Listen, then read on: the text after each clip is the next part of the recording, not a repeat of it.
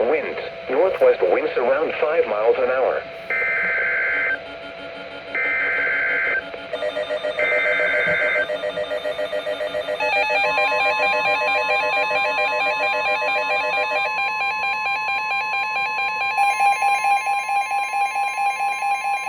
The National Weather Service in Charleston has issued a severe thunderstorm warning for portions of Screven County in southeastern Georgia, Allendale County in southeastern South Carolina until 7 p.m. Eastern Daylight Time. At 6:14 p.m. Eastern Daylight Time, a severe thunderstorm was located in Antonia, moving northeast at 35 miles an hour. Hazard, 16 miles an hour wind gusts. Source, radar indicated.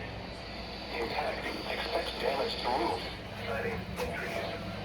Locations affected include Allendale, Sylvania, Fairfax, Hiltonia, Sycamore, Ulmer, Burton Ferry Landing, Martin, Appleton, and Millard. Seek shelter inside a well-built structure and stay away from windows. The storm is